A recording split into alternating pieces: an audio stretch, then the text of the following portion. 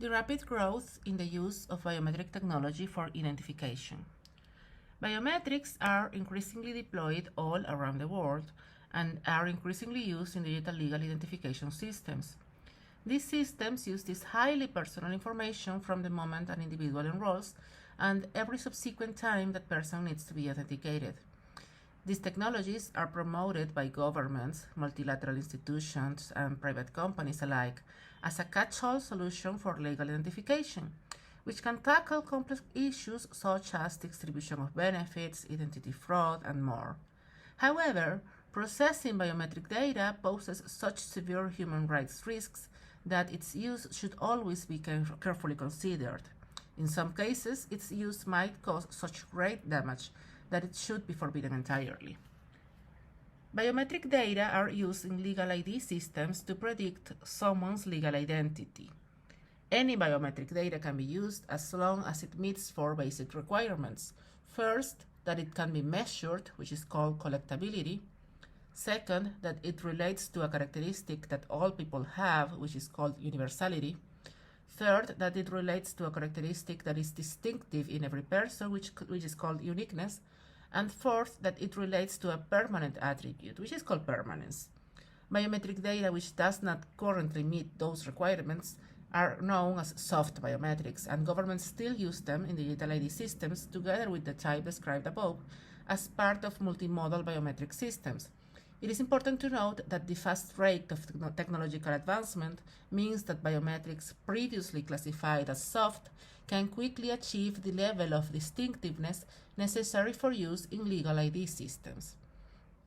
Regarding privacy in relation to biometric technologies, there is a clear requirement that prior to its implementation, a legislative framework for the protection of personal data should be in place.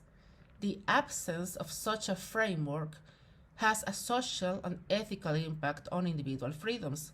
However, while this approach is correct and logical when it comes to personal data, it is insufficient for the legislative approach to biometric data. Are we our bodies, or are our bodies part of us? From the moment of its collection, biometric data can cause a series of concerns and discomforts related to cultural norms, fears, and contextual and social circumstances.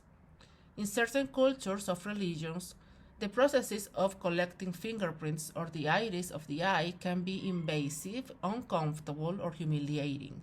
Children and older adults may be afraid of machines that must come into contact with their bodies. Disabled and LGBTQI people may be excluded, affected, or discriminated against through the process of categorizing and classifying their bodies by parameters of what is defined as normal.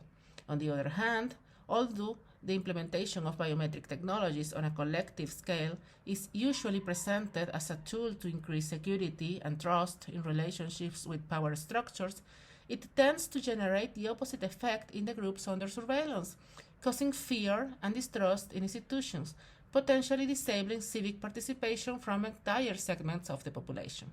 Thus, while traditional medical ethics upholds the concept of informed consent based on the individual's right to autonomy and self-determination, to the point that, for example, taking DNA samples from a person, including an inmate, calls into question their rights to personal integrity, the right to biometric data has been sustained solely on the basis of the right to privacy and personal data protection, even when referring to standards of informed consent, although the automated nature of most biometric data collection practices by itself excludes the possibility of prior consents.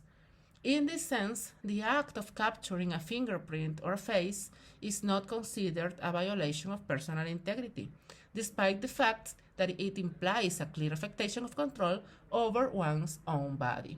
This differentiation calls for a reconceptualization of what we consider to be covered by the concept of personal integrity, and particularly on the concept of physical integrity, pointing out that when extracting DNA from an individual, what compromises integrity is not the very act of contact with the body, hardly an interference since a hair taken from clothing is enough, but rather the information that is generated about the body, the analysis and processes that are carried out on that information, and the knowledge about the person that becomes possible as a result of it.